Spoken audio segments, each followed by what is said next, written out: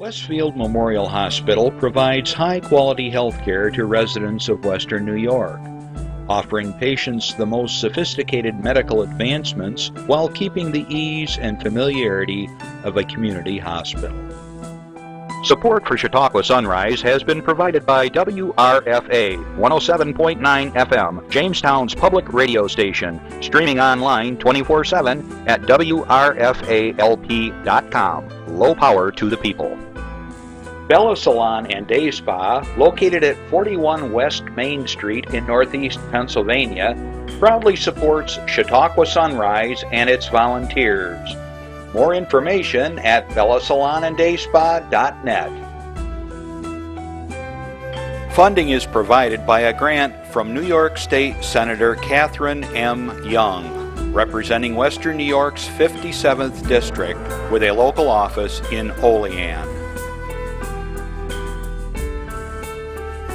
Chautauqua Sunrise is made possible by a grant from Fredonia Place, a continuing care retirement community providing dignity in a modern luxury environment.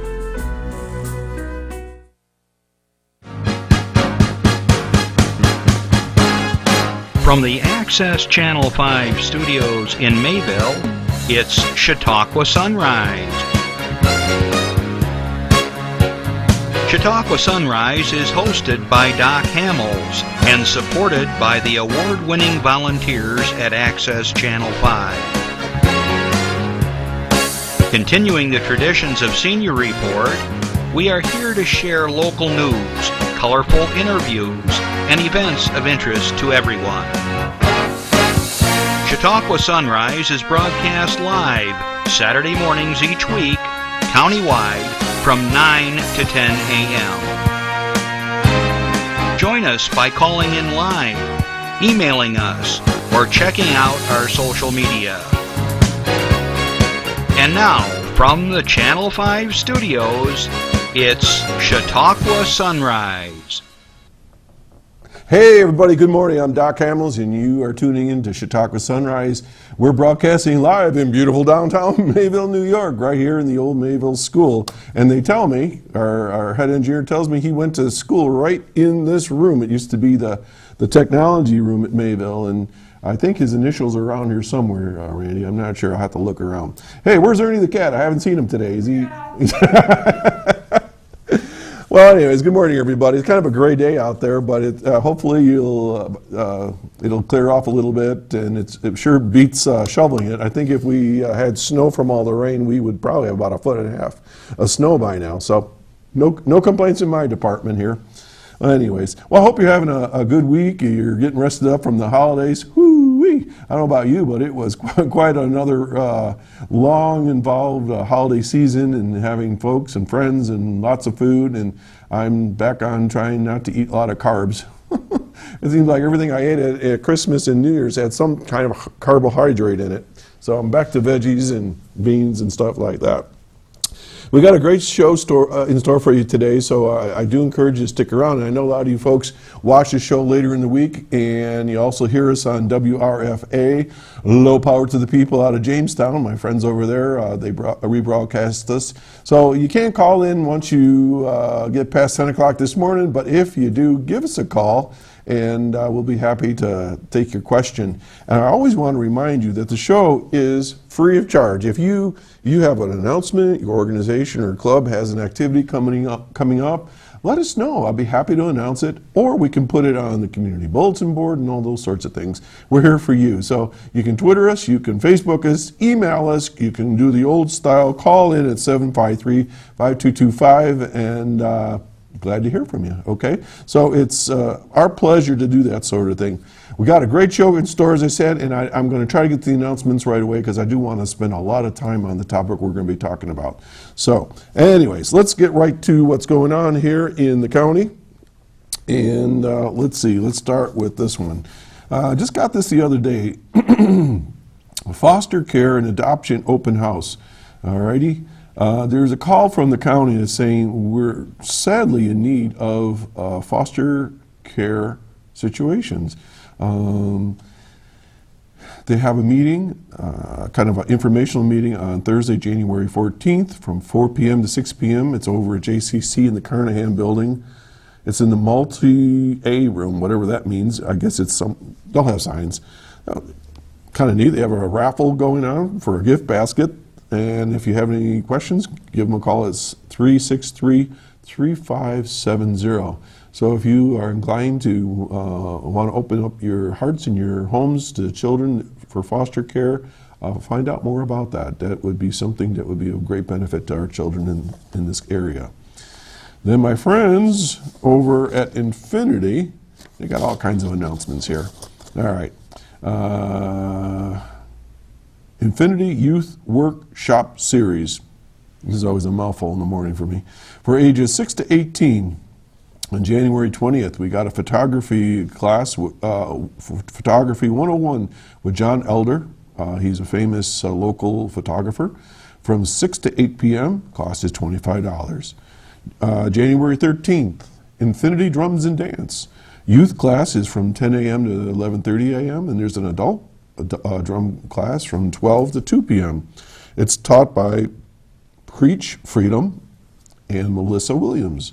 Cost for youth is $20. For adults, it's $25. January 30th is called Kids Zone with Victoria Mazurkowitz, I'll get it, and Mariah Melendi, 11 a.m. to 12 p.m., and the cost is $10. The youth classes, excluding Photography 101, are free to Track 1 membership students. So if that's something you understand, you must be, if you're a member of Infinity, those classes are free. If not, the prices are as I noted. Okay, we got something else coming up. Recently, we had the executive director of St. Susan Center, Jeff Smith, was here on the show. And I said to him, you know, if you got something coming up, let us know. And sure enough, he does. There is the Soup and Song Winter Series. It's the 4th Saturday of January, February, and March. And the next one is January 23rd from 6 p.m. to 8 p.m. Soups by Chef Carrie Gifford. And a little note on that, Carrie and I know each other way, way, way back. She was a student when I was the administrator at the Hughes Educational Center, and she was in our culinary arts program, and she was outstanding then, and she's outstanding now. She's part of the Murdoch's Family Restaurant in Sherman, and music will be from our good friends Bill Ward and Amanda Barton, who've been on the show, our local musicians. Bill and Amanda play together. Bill has his own entourage of musicians and friends and works with Jim Holler over Trinity Guitar. And of course, Amanda plays with lots of venues, including the 10,000 Maniacs. And tickets are only $10 at the door, so that's going to be a great opportunity to have something good to eat and support a great program. Okay, and also, Infinity Visual and Performing Arts welcomes 2 new instructors. We're going to, all right, you want to do that one? All right. Coming up, Zebro's Harbor House is going to present dinner theater production of It's a Wonderful Life, the radio show. That's going to be on Saturday, January 31 at 7 p.m. and Saturday, no, that's supposed to be Sunday. We got that wrong on there? Sunday, January 31st. Who did these notes, Christopher?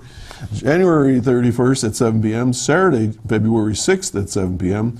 Dining room open 6:30 p.m. and contact for more information 326-2017.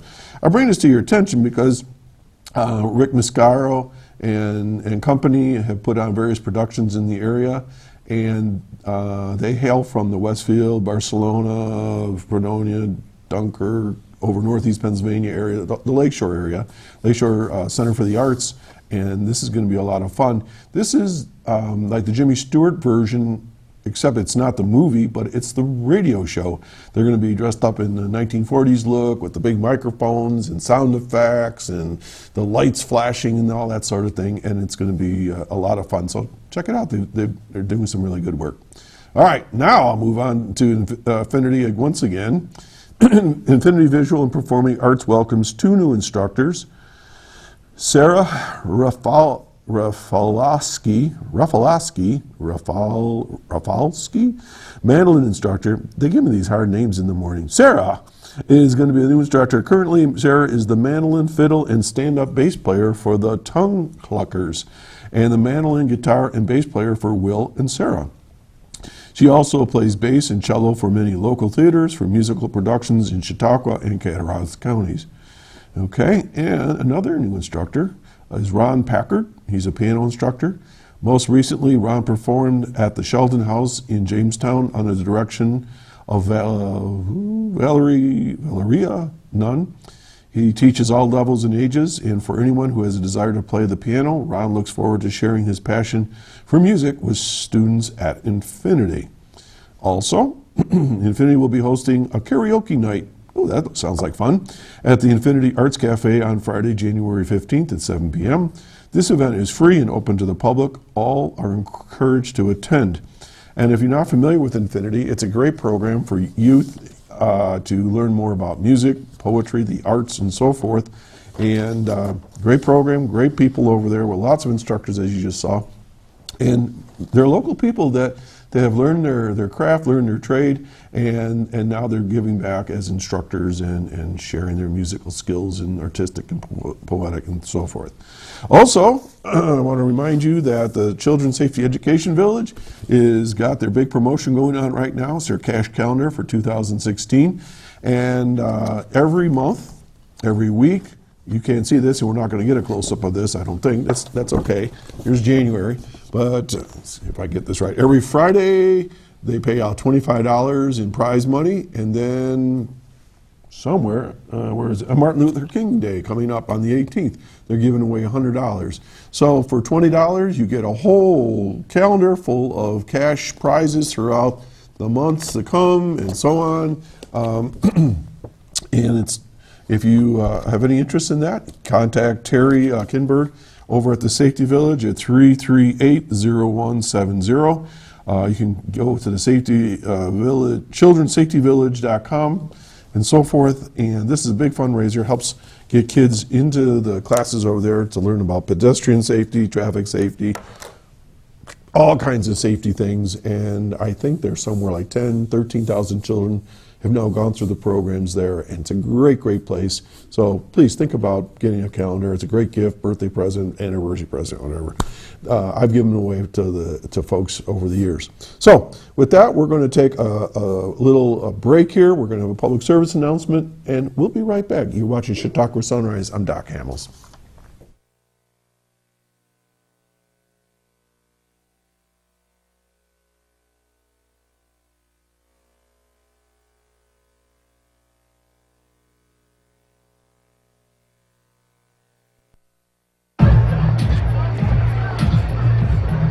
If you drive buzzed, it could cost you around $10,000. You'll face major legal fees, major fines, and steep insurance penalties. You could lose everything. Buzzed, busted, and broke. Because buzz driving is drunk driving. No question about it. You know, our laws in New York State, 3 times a year out, you end up in Attica. I know it's true, and they're tough about that. Hey, did you see in the news that we have a new district attorney right now, Patrick Swanson? Congratulations, Patrick. He was tapped for the job.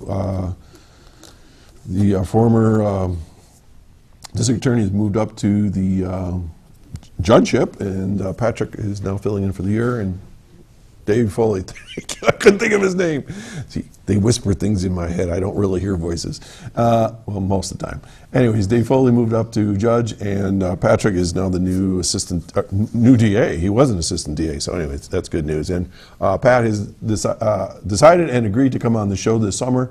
I told him we'll give you a few months to get the job under your belt and see what he has to say about his new job. Oh, we got a phone call. Okay, we're going to just take a brief moment before we get into our show. Morning, caller. Hey, Doc, what are you doing, man? Oh my God, is that you, Rick? It's me. It's your little buddy Rick calling into your morning show there. How's it going?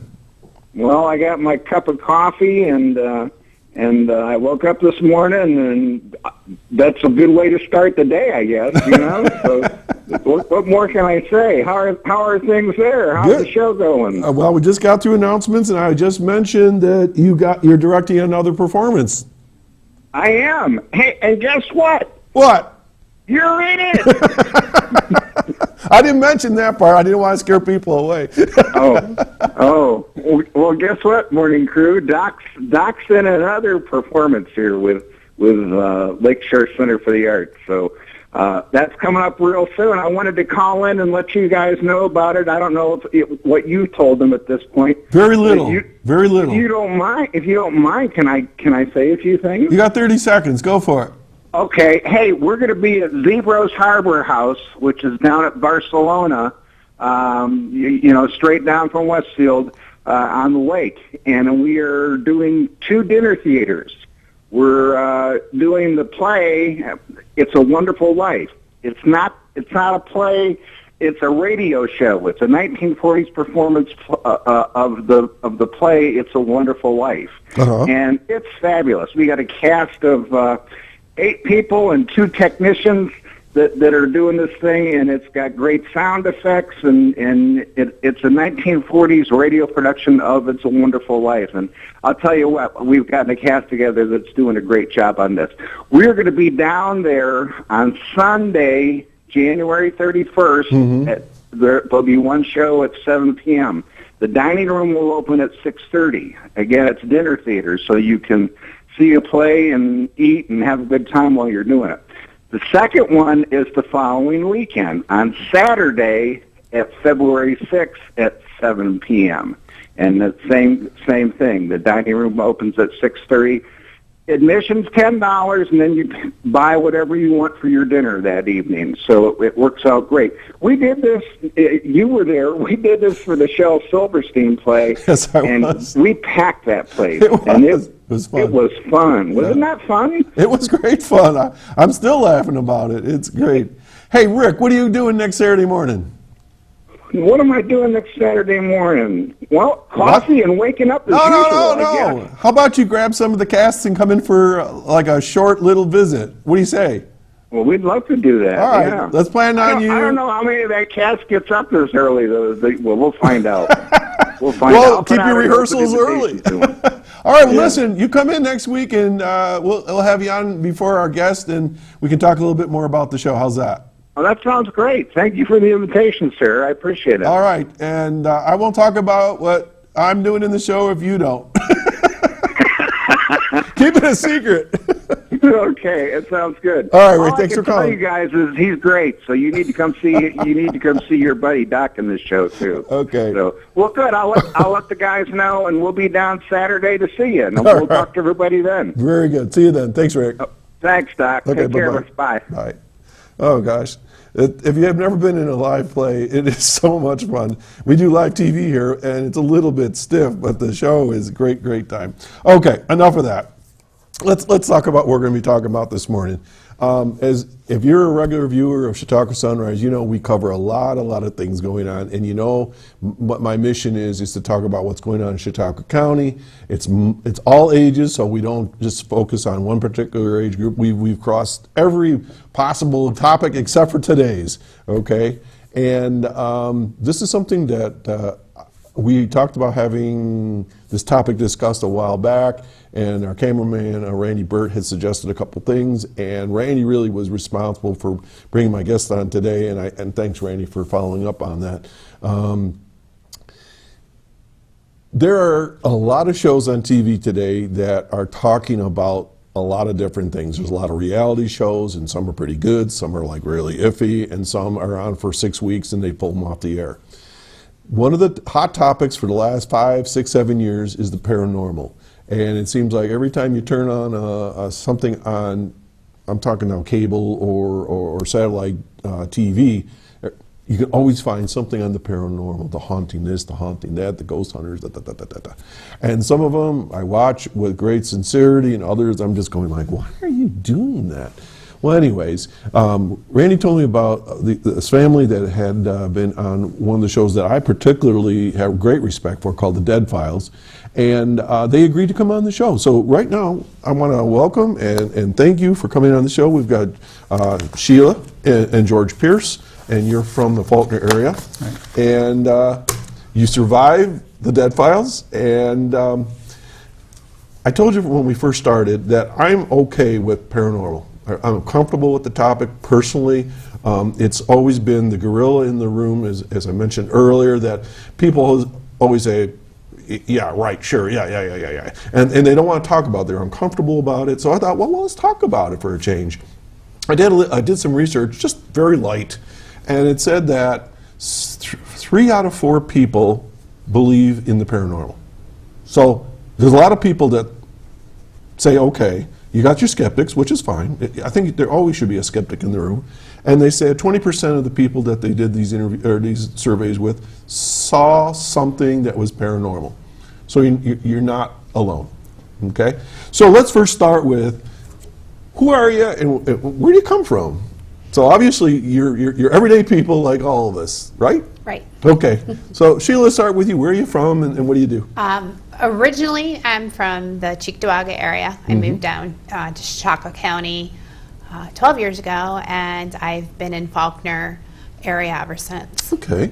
And you were telling me you've got a background, you got a doctoral degree. Yep. I'm a doctor of chiropractic, and I'm also a registered dental hygienist. Super. So it keeps you pretty busy. Yes. Okay. And George, where do you hail from? Mainly the Western New York area all over. I've been in Angola. My mom lives in Depew. My brothers and sisters live in Depew and Angola. Okay. So. All right. I'm a Buffalo boy originally, but I'm more Chautauquan than I am Buffalo, but because I've lived here like 3/4 of my life. But that's great. Well, thanks for coming on the show, and thanks for getting up early. I know it's a little bit of a hike to get here.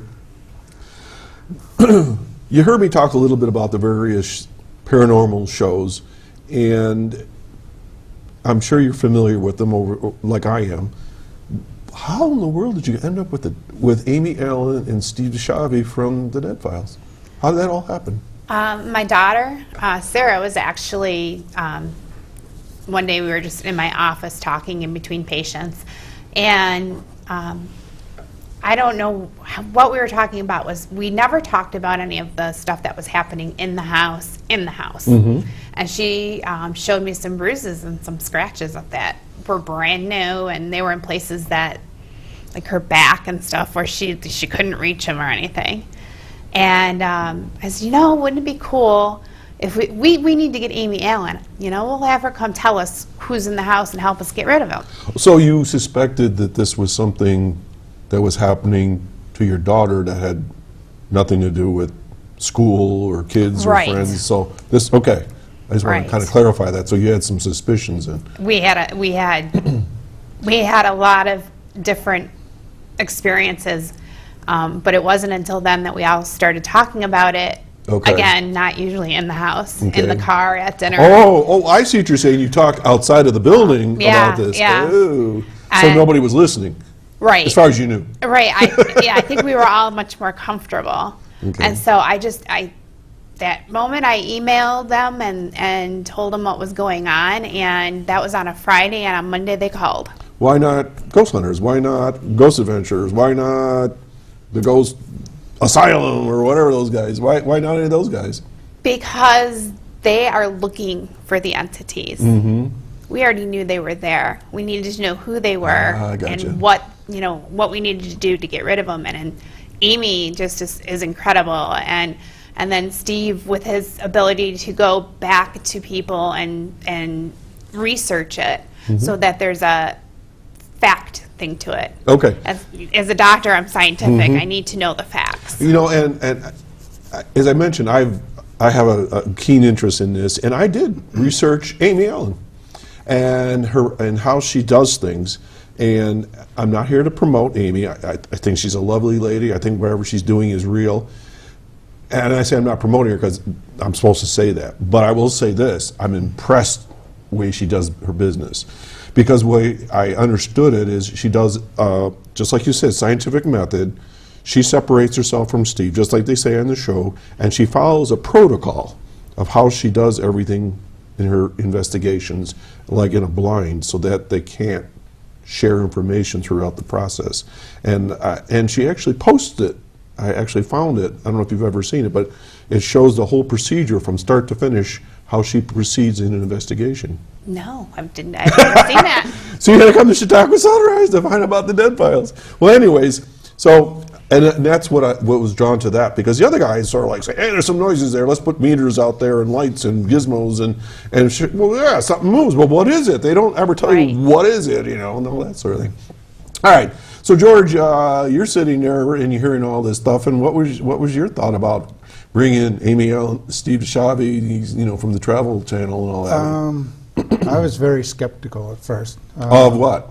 Bringing them in, or of the entities? Probably both, because we really hadn't had any shared experiences. All of our experiences was like my wife would have one, my daughter had them, I would have one, and then when we discussed bringing in the dead files, it was like, well, yeah, we'll find out what this is.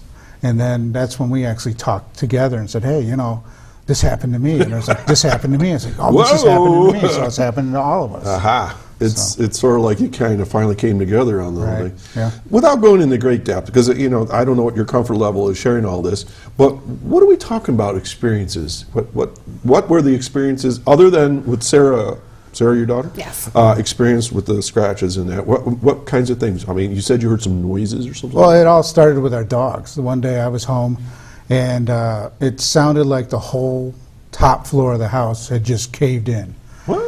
And I was like, what is, because people had said, hey, I heard this, I heard that. And I'm like, this is the first time I heard something. So I sent the dogs upstairs, and they got trapped into what we called the blue room, because it was painted blue.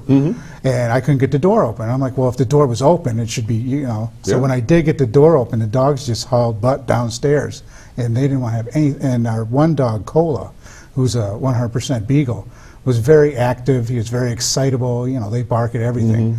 For about, I wouldn't, a specific amount of time, like a month or 2 months, he was very lame, very tame, very lethargic. Wow. And it was because of what happened up there. So the dogs experienced something that you still didn't know what it was. They always seem to know when something is going to happen. Yeah, and you hear that, and you read that a lot in the research and the literature, that the animals especially are hypersensitive for whatever reason, know.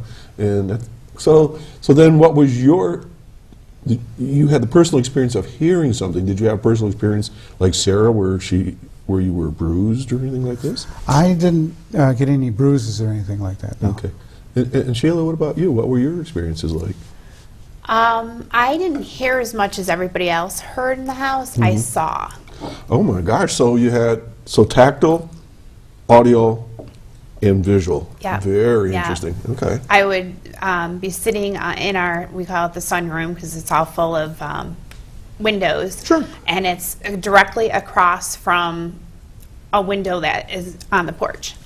And I would see somebody coming to the door, because you could see height-wise. But you'd go to the door and there'd be nobody there. You saw something coming It looked like a male figure, Okay. so one of my son's friends or something. And then one time, my son was actually there, Nathan, and we heard knocking on the door. So he went to go get the door, open the door, and he just turned around, looked at me like, there was nobody there. Another time, I was sitting in the same room. This is the first time I heard anything. I heard somebody coming down the stairs, so I expected one of my sons to be coming downstairs, because that's where their rooms were. And the door didn't open, but I saw like a shadowy type figure look at me around the corner and then leave. Wow. And that was one of the things that once Sarah said something about the bruising, that had just happened prior to that. Okay. So I was like, okay, something's going on here. So, had you done anything had this been going on for a long time, or did something like, you said it started with the dogs, was there something that you thought of, or they helped you figure out that started all of this activity all of a sudden, or had it always just been right there and you hadn't noticed it before much? I think it started and it just got progressively more, maybe we were more sensitized to it, so we noticed it more. Had you lived long in the house? No. Oh. No, we moved in like a April, and I would say in September is when things kind of started happening. And then you called Dead Files that summer, spring? No, I think it was almost a year and a half later. Oh, yeah. So you've been you had quite a bit of experiences up to that point. Yes. All right, so this wasn't just a knee-jerk reaction. This was something you've been piling up. So had you talked to anybody else beforehand about anything? We actually had somebody from the church that I go to come and basically try and bless the house, I guess you would call it. It seems to be a standard that a lot of people do is they say, well, let's get somebody from a religious person to come in and bless the house. Okay. Didn't help. I say, what I've seen, generally speaking, it generally gets things riled up even more. You know, I'm thinking about it now. I think it did. Right after that was when I started saying things. So you're right. I think it did probably agitate them. So, George, you're going to work. You're having these experiences. You got somebody come in to bless the house. Is this something you talked about at work? Did you tell your friends? I mean, because it seems like it's like in bullying situations, we don't talk about it because like nobody's going to believe me anyways. Right. So, how was that for you? Everybody was very receptive. They were, because that kind of brought out what might be happening with them. They were like, you know what, something's happening in my house like that. And I'm like, I said, well, my wife has contacted the Dead Files, and I said, we're going to bring them in and see what we can do about this. Okay. And they're like, yeah, you probably can do something. Well, good for you. So you had a good support, because too many times people will poo-poo it. But like I said, I think there's a growing number of people that are saying, yeah, this is going on. And not that it has to always be a scary thing. It's just in my mind, it's just part of life. You know, it's just there. But yours wasn't so friendly, from what I'm hearing. No. All right, so if we can roll the tape now forward a little bit. So you sent out email, they contact you. Who contacted you? Steve, Amy, the producers? The producers did. Okay. And we had a lot of contact with them. And then I found out later at one point Steve was listening in on the conversation. Oh, okay. So he listens in so that he can get a sense of what's going on, so then he can kind of, when he comes to interview people about the house, outside of the house, so like the historians or whatever, that he has an idea of what he's looking for, where to start. But it took them, it was January when they contacted us, and it wasn't until August that they came in and actually did the filming. Okay. So, and meanwhile, did this thing start to heat up even more after you contacted them in the house? I think Yeah, a so. little bit. Because spirits are people too. Right. And they're listening and they're going, oh. Yeah, and I think it was more the fact that, like I said, we never talked about it in the house. Okay. And now all of a sudden, Yeah, I'm phone on calls. the phone, and they're talking to Sarah, and they're talking to George, and they're talking to me about our experiences. And I think it was just talking about it in the house seemed to, like they were listening, like you said. Yeah, interesting. Okay, so what was happening meanwhile before they actually got there to film and everything? Did Steve come out prior to it, or they No. just lots of phone calls and Yes. questions and things like that?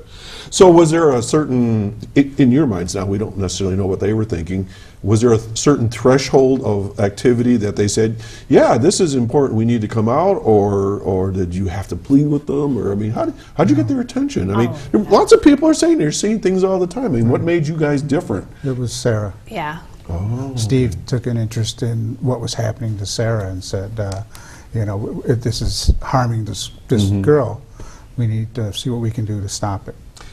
When I watch Steve on TV, to me, he's like, maybe I'm wrong, he seems very warm, very caring, and very sincere. Very, like he's listening. Right. I mean, he's like, he no matter what you're saying, he's right there listening, taking notes. Is that pretty much how he was? Yes. Yes. Okay. Yes. Now, he's a retired New York City police officer. Right? Homicide. Homicide. Oh, homicide. Detective. So he really knows how to conduct an investigation. All right. So we've gone through this period between January and August where you've been going back and forth talking about things. I'm sure they're arranging schedules, and just like we do here, we have to get our guests lined up and how we're going to do things. So how complicated was it to have them come to your home? I mean, what happened next then? Well, what they do is the night that Amy comes, they have you stay in a hotel. Oh. And so we had to get somebody to take care of the dogs. So the because dogs were not they on were site? gone. They were gone for the night.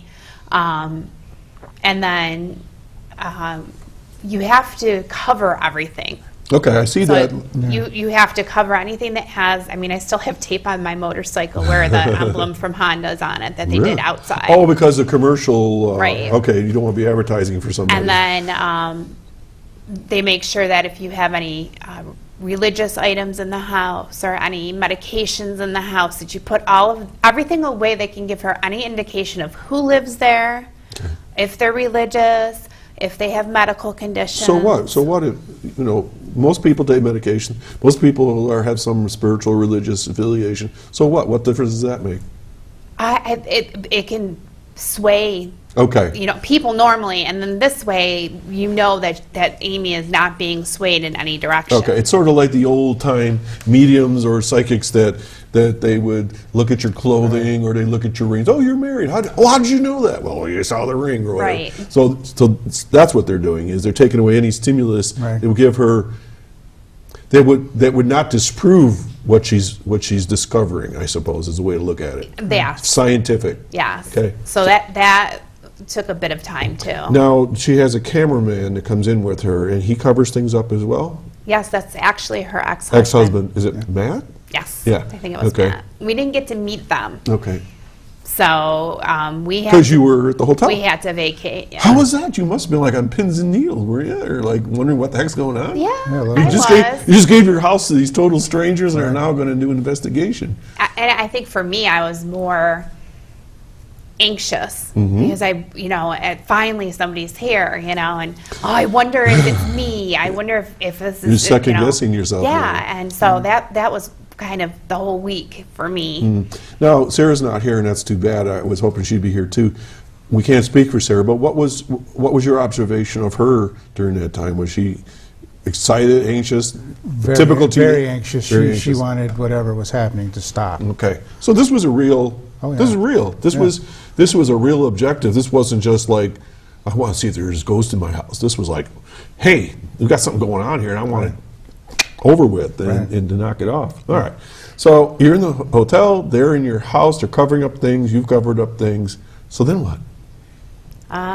So where's Steve in all this time? Let's go there. Where's Steve? We don't know. Where's Amy? We don't know. Okay. We didn't know where they were until we were talking to them about at the reveal prior to it, that they were actually staying at the Seneca Casino. Oh, okay. So we didn't know anything. Which is good for you too, because that again, that keeps this Right. contamination of information. Wow. Yeah, I would call it sterile almost, because we didn't really know anything. Even when we went to film the reveal, they didn't want to do it in the house. So we had to go somewhere else to do the reveal. They actually rented somebody's basement out. Oh, so that's not That's not in our house, Okay. no. So we didn't know that they picked us up. We didn't even know where we were going. Right.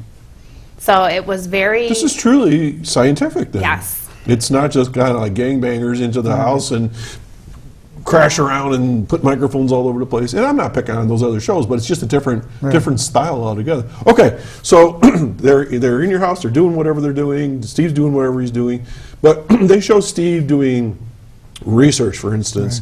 Did this all happen in one day or over a weekend, or what was the time period? We really don't know. So he could have been in town and you didn't even know it? Yes. Ah, I gotcha. I mean, I think that all happened because they were here for like 9 days. Yeah.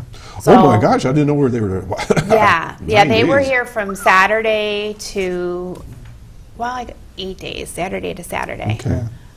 Well, that must have made you feel like you had an important situation that they were going to invest 8 Right. days of their lives in. Yeah, and that actually at some point became more concerning for me in a way. I was like, okay, this is real. Oh my gosh, this yeah, is really this happening. is really happening. We're not, at one point when Amy came on a Sunday night, I believe it was, right? Yeah. And then they came to film with Steve on a Wednesday. And the producer sat me down and she says, how you doing, this and that. And I said, did Amy find anything? And she goes, yeah, you're not crazy. She found Okay. a lot. Okay. And then I was like, okay, all right, we're not crazy. And they didn't stress how concerning it was, but they didn't want Sarah to be at the reveal because it was disturbing, is what they had said. Okay. But Sarah insisted. She goes, it's me. Okay, let's hold it right there. Folks, you're watching Chautauqua Sunrise. I'm Doc Hamels, and I've got Sheila and George Pierce, and we're revisiting the Dead Files. We're going through their experience of Amy Allen and Steve DeShavi going into their home and finding out some stuff we're going to find out here in a minute. But if you have a question or a comment for Sheila or George, you can call us at 753-5225. And if you want to watch the show later on and you don't catch it on TV, or you see part of this, you can go to YouTube and you can look up Chautauqua Sunrise, and you're going to find George and Sheila there forever and ever as well. Okay, so we got this right up to the point that you're in a hotel, they're doing the research, the producer sits you down, yes, you're not crazy, and you've been in this hotel for 8 days? No, just one night. Oh. Just the night that she comes and does the walkthrough. All right, so the contamination point is there, and have you met Steve up till that point? No, we didn't meet Steve till Wednesday. So he's running around the county talking to who did he talk to? I think it was in the county clerk Michelle type Henry? building. I don't know. County historian, I think I I saw. think so, yeah. Michelle Henry, okay. He had talked to her. He had talked to one of the police officers who we actually ended up knowing. Okay. And we never even knew that he talked to him. And there was one other person, wasn't there? Like 3 people he talked Yes. to? I'm not sure who the other I don't one remember who the other one might have been. And I think they showed him at Prendergast Library as well. Okay. So he was like all over the place trying to find information out. Okay, so he's doing his job. Yes. Okay, so as far as you know, he's out and about the county doing whatever. Amy is somewhere else, we don't know where she is, and then she shows up Sunday, you're in the hotel, and they got your house. Right. So then what happens? They came Wednesday, and we filmed all day. Okay, and this was after Amy had been in and out of your Yes. house. And she goes at nighttime? Yes. Did they say why? I think more activity is Okay. at night. Just the way it is. Yeah, I think. It always seems to be It's always at night. But did you have experiences during the day? Yeah. Oh, yeah. Oh, yeah. So yours was 24/7, but Yeah. she goes at nighttime. Yeah. Okay. All right, you ready to tell us what happened then? So you're filming, and this is called the reveal. So what do we mean by that? They tell us who's there, and between Amy and Steve, they try and put a name and a face to the people who are there bothering us. Okay. So what did they tell you? If you care to share.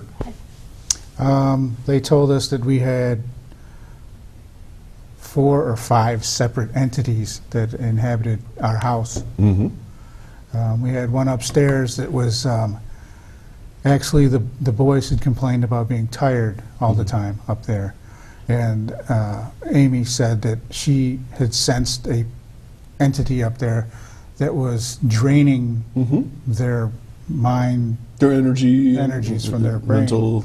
And then we had another one that was out by the garage where I had several experiences because I build bikes and stuff, and I was working out there, and just stuff would happen that would just blew my mind. And when I told Steve, he's like, "What you're telling me," he says, "I have never heard of before in my lifetime." And now he's a homicide cop, so I was like, "Wow, okay." Wait.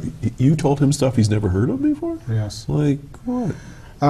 You got me. You piqued my interest here. So. We had right after we had told each other, "Hey, stuff's going on in the house." Somebody came to our house dressed in old religious garb, the old brimmed hat, long coat, and he came. He says, "I'm a friend of your wife's from the church," and I'm like, "Okay, sure. You know, I'm just not letting anybody in, but he's a friend from the church, so sure, come on." Dressed in old-fashioned garb. He wanted to see Good one, George. wanted to see the house, so I showed him the rooms and all this stuff. And then he says he wanted to go see the basement. Now, what was his purpose for being there? He was supposed to cleanse the house. All right. So this was preemptive. Okay. And I said, all right. So he goes to the basement, and he takes a couple steps, and he says, he turns and looks at me, and then he bolts for the door.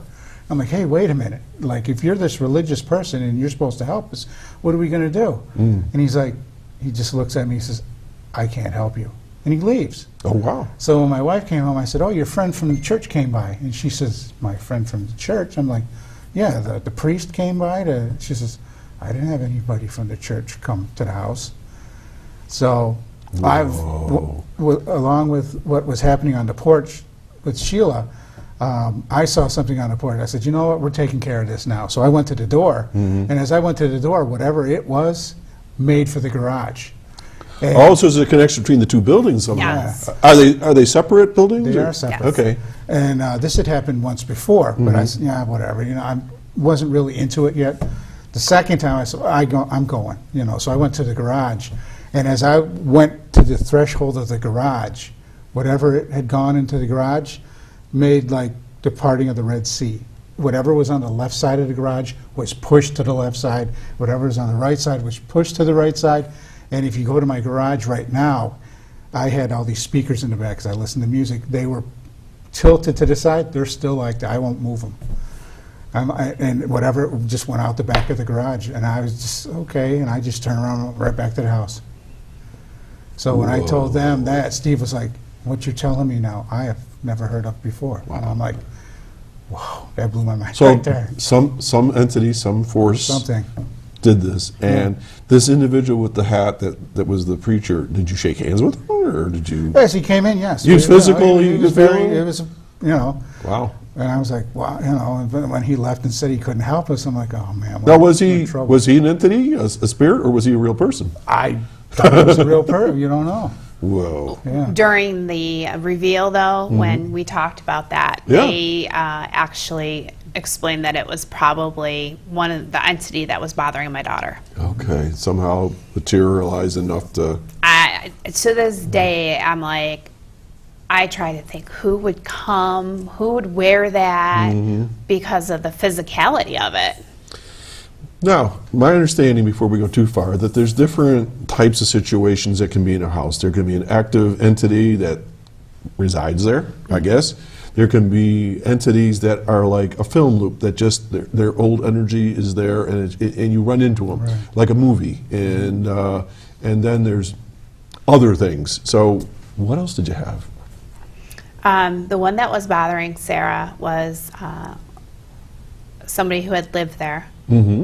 And I don't remember, was it in like the 1950s or earlier that, well, I don't remember. All right, It doesn't really matter. prior years. It was a long time ago.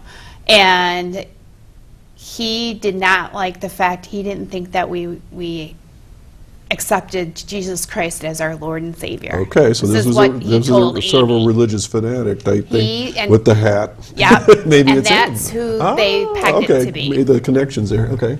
And he was the one who was with Amy the most. Okay. And she said that he just did not think that we were religious. We were like sacrilegious, and I'm anything but. So when he was alive, it was the time when the Book of Mormon had just come out. Okay.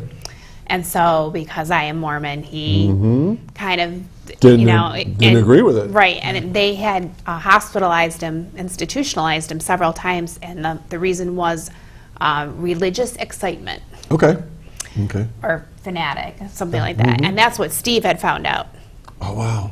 So that all kind of came together with the research. And then he was in Buffalo, had gone to the psych center there. His brother and his brother's best friend Right. committed him, Okay. and he ended up killing himself. So you have an entity that was fanatic, was probably incarcerated against his will. You said he killed himself, which is Yep. never a good thing, and then he comes home. Right, and he basically didn't feel as though he was worthy to move on because he killed himself. Oh, that part of it. No, I've never heard that before. That was what he told Amy. Okay. And this was what she discovered in her Walkthrough. Steve found out some of this information about this guy as well, separately. Right. Okay, everybody's watching right now. Who knows how many people will watch the show? Was any of this fake? No. Okay, this is a real deal. I wish Because they it want me would to have ask that been. question. I'm getting that message. Okay. I mean, I'm getting chills just Okay. right now. It to see your child, to see her have to go through what she went through. Okay. How long was this time that she was being affected? I mean, months, years? Months. Okay. Months. All right. Okay, so we talked about an empty upstairs, one outside, one, I'm lost track here. Out in the There's garage. three. Yeah. So anything else? Yeah, 2 more. Oh, jeez. 2 more. We have, when she first came up to the house, Amy, there was a woman kneeling on the ground, Okay. kind of behind our house, and she was mourning the loss of her child. Oh, wow. And Amy didn't get a lot more than that because she went to move towards the back, and there were 2 soldiers there, basically guards, telling her, "No, you're not coming back here." Oh. And so she knew what was going on, but she didn't know why, and she wanted to try and talk to her because this woman was like beside herself. So that was her first experience. And then she came up onto the porch, and what I found this is what made me really believe her. She said she came up on the porch and that there was somebody inside who was a living person who was having such severe back pain that she didn't know how the person could be just doing anything. And it was me. Oh, really? It was me. Oh. And she described my back pain to the T. So how would she know? Yeah. We took all the meds. Right. You know, there was no indication. And then there's a woman in our kitchen who doesn't know she's dead. She was a former owner of the house. She died of congestive heart failure. Okay. And she doesn't know she's dead, so we can't get her to move on until she Figures that out. Yeah. And that happens, I suppose, you know, where people die in their sleep, they wake up in their other form and they don't realize that they aren't part of this world anymore, I guess. All right, so you've described all these, and thank you for that. I know this is a very emotional situation for you at times. So then, so what? So people are saying, so what? So what happened next? Did it get better? Was Amy able to help you? No, it got worse. Yeah. It got worse. Okay. The activity in the house was, like, after the reveal, they drop us off at home, and we all kind of looked at each other like, now what? We don't want to go in. And Amy had recommended that Sarah not stay there at all. Okay. And which is easier said than done. Yeah. Because where am I? Yeah, where are you going to go? We have to get the house cleansed before she can come back. All right, so Amy did give you some recommendations. Yes. So what were the recommendations then? If you can remember. They wanted to have a seance to get rid of the girl upstairs. All right, give her the boot. And then we were going to have how did she describe that? Energetic. Very energetic pastor who was very holy, very into it, very emotionally intense and emotionally. Yes. Right. To come in to cleanse the house. Okay. And that was to get rid of the man that was basically attacking. I mean, the way she described it, he was basically raping my daughter. Oh my gosh. As she slept. And so they had to have somebody that was from like that time. So a type of person that would spike his interest, so he would come and he would listen and then do a sermon saying that there's forgiveness and it's okay and you can move on. Oh, gotcha. And what was really weird is we had never talked to this guy that came to do that portion of it. And when he asked more, he's like, well, that's what I wrote my sermon on. Nobody told me what to write it on, but I wrote it on forgiveness. And that was like, okay, there's too many weird things happening. But it's all connected somehow, isn't it? Right. Okay. I don't know if you knew, they came back and did a revisited. So there's another, it just came out this past month or two. Oh, so this is sort of timely we're talking about. Yes. When's it going to be broadcast, do you know? It was already broadcast, so you can find it at on YouTube, and I think it's revisited Deranged. Right. There's not a lot of stuff that they showed, but we again spent a whole 2 days filming. Oh my gosh. They felt for us so bad, they paid to have the people come in. And so we did have the seance, and we did have the pastor do his sermon. So that was really cool. That was 2 months later. It was actually on Halloween, which is kind of freaky. All right, George. You had all these experiences. Amy and Steve did their thing. They did the reveal. You had these people come in to bless the house and all that other stuff. So now what? Where are you at? Well, the house is, I would say there's less activity. Okay. It's not so much the violation of Sarah. It's more just sounds now. Okay. Somebody kicking around the house because they live there. Yeah. Actually, no. No, they don't No, live there. when No. they had the 3 mediums come to cleanse to get rid of the one upstairs, they pretty much said that a lot of my family members were there. Oh. My father, my grandfather, whom I've never met, and my grandmother. Why are they there? They were trying to help. Reinforcements. Right. Okay. And so they said, the mediums were like, you're still going to hear things. They're protecting there's you. still people around you. Okay. But you have to remember not all noises and people are around you to be bad. Okay. That everything that was bad, they got rid of. And do you believe that? I think so. It was really good for a while, but Sarah's been uncomfortable again. So that's kind of concerning. Go back and check that out a little more. Now, is Amy, I don't want to say is she at your beck and call, but can you contact her if there's further issues? I can email her. So yeah, we've emailed. But she also said that Sarah and I are very sensitive to the spirits. So I am thinking about contacting her and just kind of perking her brain up and asking her. Yeah. And if I was even thinking about bringing the one medium back. Because sometimes it's like probably medicine. It doesn't always take the first time, maybe. That's what I'm just guessing. I don't know. We got just a couple minutes left. George, people are watching you right now here in Chautauqua County. Anything you want to tell them about your experience, or if they're having experiences themselves? Yeah, there's always help. Okay. Whether it be the Dead Files or your local church, pastor, priest, whatever. It's not like when this first started and I was all skeptical about it. There are people out there that'll help you. People are interested in what other people are going through.